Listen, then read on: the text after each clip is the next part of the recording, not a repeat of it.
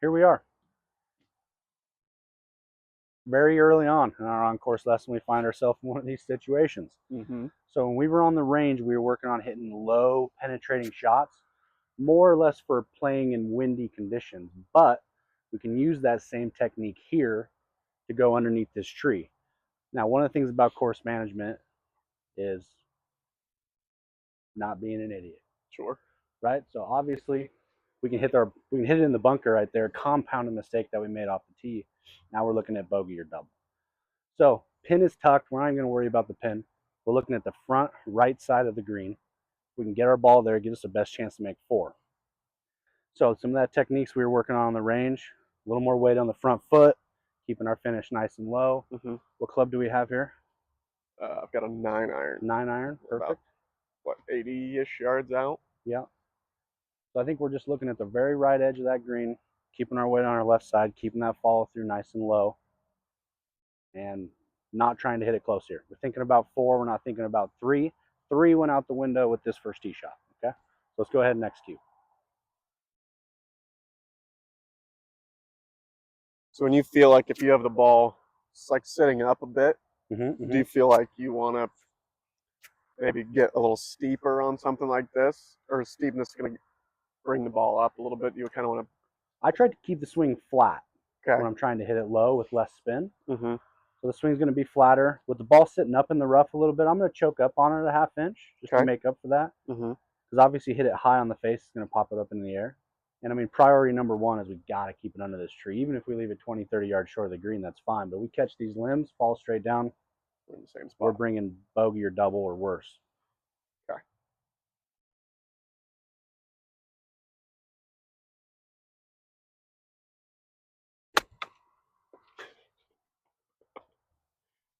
So as we can tell from that last shot, Too much loft. 9-iron was a little bit too much loft. I don't know if you noticed, I almost halfway paused when I heard you had 9-iron in your hand. Yeah. I would hit something lower. Wasn't my best choice for sure. Because our first priority on this golf shot was not hit the tree. Not hit the tree. And we just succeeded in hitting the tree. So sure. So we're going to try this again. Okay. What do we have in our hand now? 7-iron now. 7-iron. I like that a lot better. And we're just looking to land this thing just past the rough line into the fairway, so it'll roll. If we land it in the rough, it's going to slaughter it. Sure. So priority, stay down on it. We got the right club in our hand now. See if we can execute.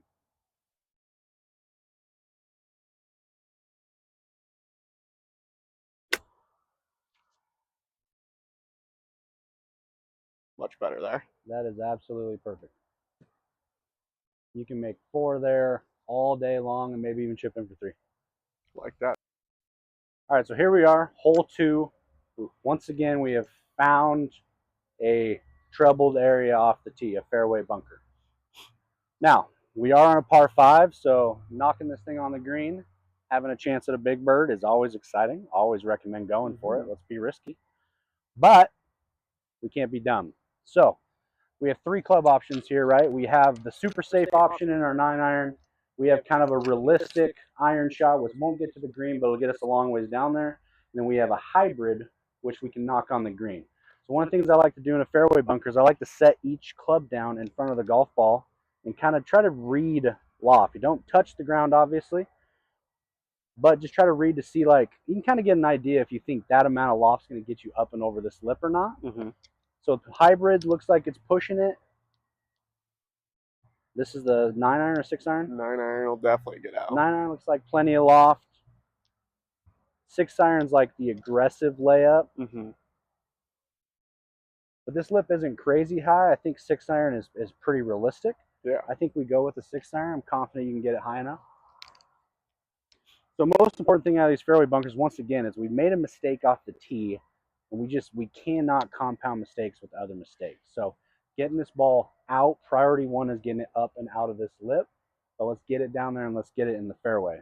So some of the stuff we were working on in previous lessons, fairway bunker shots, is stability, right? We want to make sure that we have a very stable base.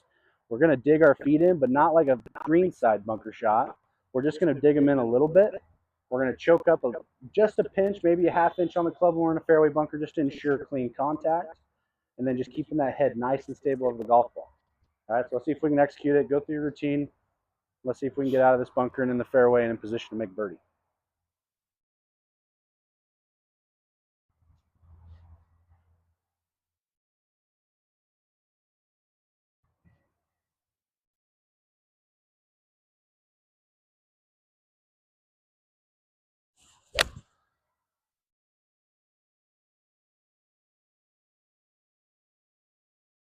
I don't know if you can hit a better shot out of here than that. Yeah, that's pretty good. I think you might even be able to get hybrid out of it. That's close. Yeah, that was really good.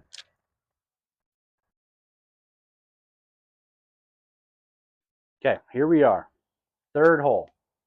First hole, you know, trouble off the tee. Second hole, trouble off the tee. Third hole, smashed it right down Main Street. Gave us an opportunity to be aggressive. We got a little too aggressive, knocked it right over the back of the green. This is one of the things that we like. We don't have a lot of holes like this at Spurwing, but we have this nice, beautiful collection area down here, which gives us a lot of options to be creative. But we can make some course management errors here if we don't choose something correctly. So we've got 3 different golf balls here because I believe that there's 3 different shots that we can hit here. If we're super nervous about the lie, we're not feeling that confident, putter from this short of grass is always a great option. Something that we're comfortable with, we use a lot, many times around. The pin is not quite as short-sighted as I would like it in this situation, so this does give us, it's a little bit of an easier golf shot, but we're just going to imagine that the pin is not as far as it is right now. So let's go ahead and start off with putter. Like I said, this is like early in the round. Maybe we're feeling a little jittery. Don't quite have all of our feels yet. Sure. Putter's a good option here. So we're going to take a few nice, big, long practice swings, just like we were working on the putting green in some of our previous lessons, like looking at our target while making our practice strokes, really trying to feel that speed. And priority here, right? Course management is all about accomplishing that first priority. Our first priority is to not have the thing roll back to us. So even if we knock it by the hole a little bit, we got to give ourselves at least 15 feet or less here. So yeah. Priority 1, let's get it up and onto the green. Okay.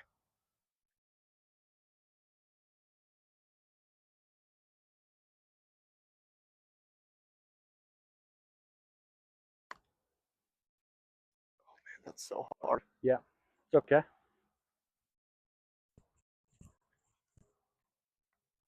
It's actually kind of perfect that you did that because putting through this much fringe is hard to do sometimes. So that's why putting with a fairway wood, which I know you haven't done a lot, but it's just got a little bit more pop in the bat. It gives it a little bit more topspin right out of the gate. So let's go ahead and try to make a similar putting stroke, a little bit firmer, but it's going to come off with just a little bit more juice than a putter. And I think it should get us through this fringe a little bit easier. This is an option that allows us to be a little bit more aggressive than a putter, but still a pretty high percentage shot. Gotcha.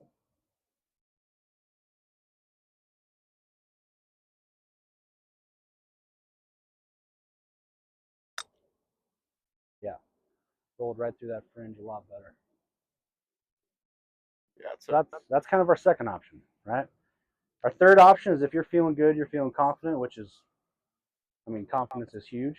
But this is what you're used to. You're really confident with your wedges. You got good hands. This is probably what we're going to go to most of the time.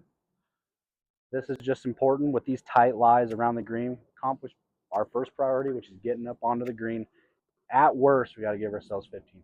Yeah. At worst, right? So we're just going to ensure contact. We got a little bit of a tight lie, so usually like to open up the face just a little bit, which helps incorporate the bounce, which just gives us a little bit more forgiveness on these types of shots.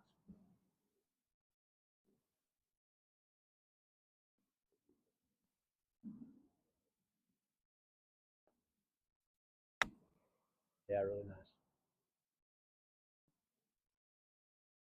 And one more thing I want to try, just with the same club in your hand. Let's just pretend the pin is right on the other edge of the fringe. Like we've really short-sighted ourselves, but you want to hit this wedge. But we can't hit this high enough and soft enough to stop it in time. So I want you to put this ball back in your stance. We're going to drive this thing in there low. And I want you to land it maybe 1 yard, 2 yards short of the top of that hill. And let that hill kill its momentum and just pobble it onto the green. Now this is probably one of the riskier shots, but this gives us our best chance to get it close.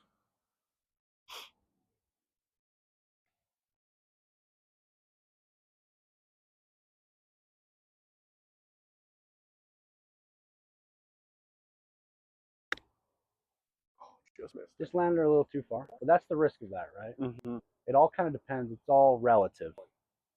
So early on in the round, you can probably afford to take a few risks if you want to, or you can be like, I'm still finding my rhythm. I just want to, get this thing on the green. I made a mistake, make bogey at worse.